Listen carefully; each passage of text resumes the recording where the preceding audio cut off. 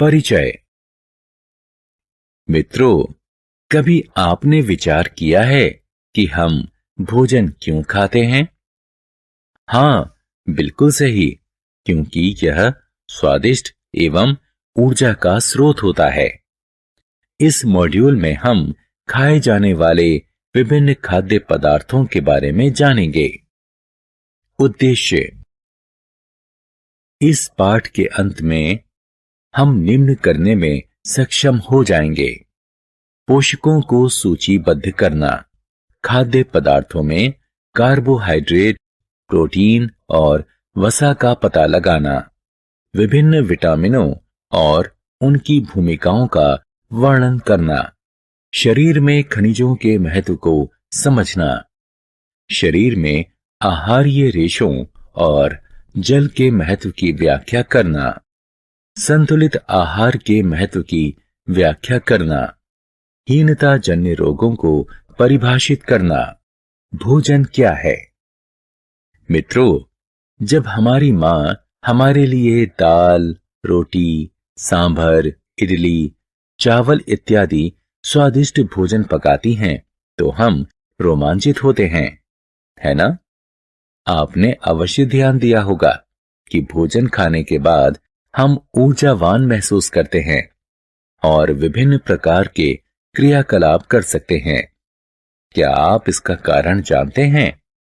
भोजन ऊर्जा और शारीरिक विकास करने वाले वे उन पदार्थों का वास्तविक स्रोत हैं जो हमारे क्रियाकलापों के लिए हमें जोश से भरपूर रखने और हमें स्वस्थ रखने के लिए आवश्यक हैं। इस तरह भोजन हमारे शरीर के लिए ईंधन का कार्य करता है और हम भोजन के बिना अधिक समय तक जीवित नहीं रह सकते हैं। भोजन के घटक। अब आप जानना चाहेंगे कि हम भोजन खाकर किस प्रकार से ऊर्जा प्राप्त करते हैं और भोजन हमारे शरीर के लिए ईंधन क्यों कहा जाता है। मित्रों, भोजन में मूल रूप से 5 घटक होते हैं। ये कार्बोहाइड्रेट, प्रोटीन, वसा, विटामिन और खनिज हैं। इनको सामूहिक रूप से पोषक कहा जाता है। हमारा शरीर ऊर्जा प्रदान करने के लिए भोजन पचाकर इन पोषकों को अवशोषित करता है। कुछ पोषक हमें बीमारियों से लड़ने में सहायता करते हैं। अब आप समझ सकते हैं कि हमारे माता पिता हमें पोषकों से भरपूर भोजन खाने के लिए क्यों जोर देते हैं। कार्बोहाइड्रेट। क्या आप इस तथ्य को जानते हैं कि प्रत्येक खाद्य पदार्थों में भिन्न भिन्न मात्रा में सभी पोषक पाए जाते हैं और प्रत्येक पोषक हमारे शरीर में भिन्न भूमिका निभाता है। आइए इन पोषकों के बारे में एक एक करके विस्तार से जानें। सबसे पहले कार्बोहाइड्रेट के बारे में जानें।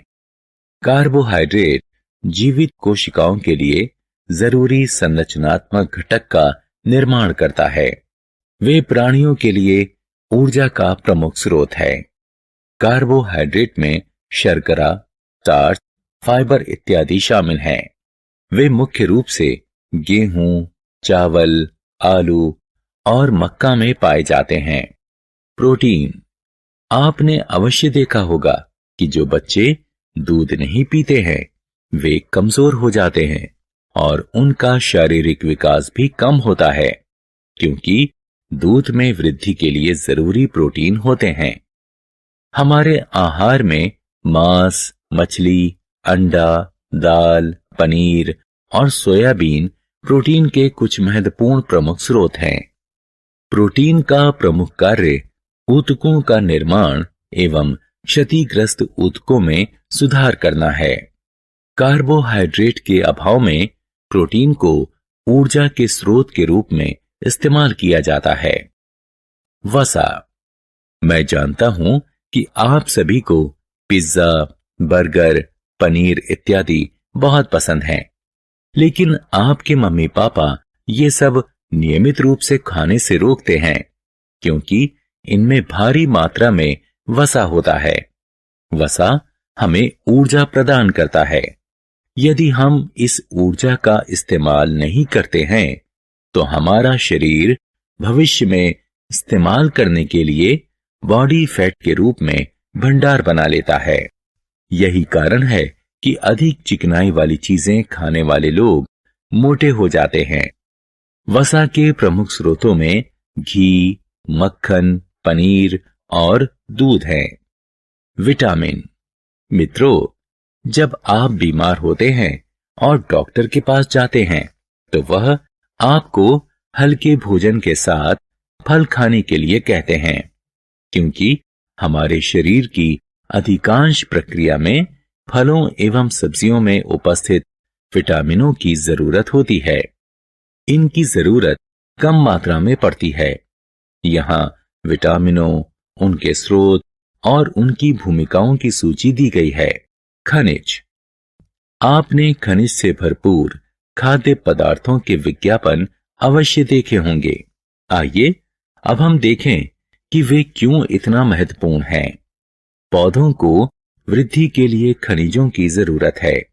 इसके अतिरिक्त हमारे शरीर में सभी रासायनिक प्रक्रियाओं के लिए अल्प मात्रा में खनिजों की जरूरत होती है। पोटेशियम, कैल्शियम, आयरन इत्यादि खनिजों के कुछ सामान्य उदाहरण हैं।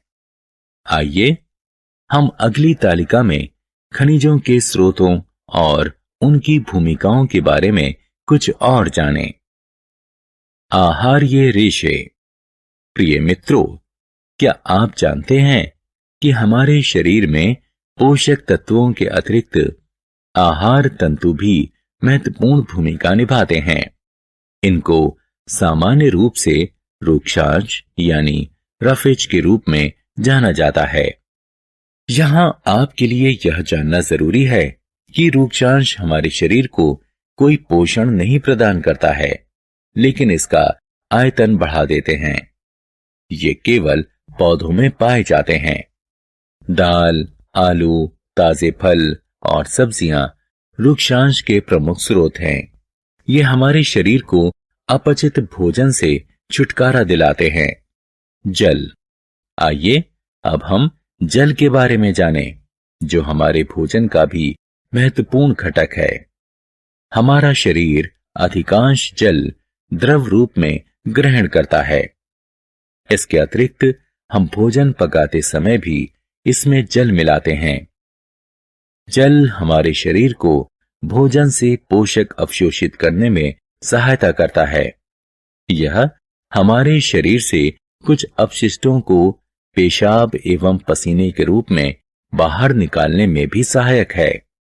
हीनता जन्य रोग।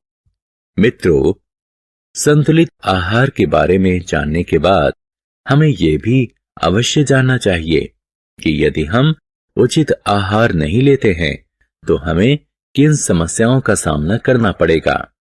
मुझे आशा है कि आपने हीनान रोगों के बारे में अवश्य सुना होगा। ये रोग तब होते हैं जब कोई लंबे समय तक पोषकों की कमी होती है और इसीलिए ये हीनान रोग कहलाते हैं। यहाँ कुछ हीनान रोगों और उनके लक्षणों की सूची दी गई है। यहाँ कुछ हीनान रोगों और उनके लक्षणों की सूची दी गई है। सारांश। आइए हमने जो कुछ सीखा है उसे संक्षेप में दोहराएं। हमारे भोजन में प्रमुख पोषक कार्बोहाइड्रेट, प्रोटीन, वसा, विटामिन और खनिज होते हैं। इसके अतिरिक्त भोजन में आहार्य रेशे एवं जल भी होते हैं। कार्बोहाइड्रेट और वसा हमारे शरीर को प्रमुख रूप से ऊर्जा प्रदान करते हैं। प्रोटीन और खनिज हमारे शरीर के विकास के लिए आवश्यक है। विटामिन हमारे शरीर को बीमारियों से बचाते हैं। संतुलित आहार हमारे शरीर के लिए आवश्यक समस्त पोषक उचित मात्रा में प्रदान करता है तथा साथ ही साथ रूक्षांश और जल भी प्रदान करता है। अगर हमारे भोजन में एक या अधिक पोषकों की कमी लंबे समय तक बनी रहे तो यह कुछ प्रकार की बीमारियों या डिसऑर्डर का कारण बन सकता है। इस प्रकार की बीमारियां हीनान रोग कहलाती हैं।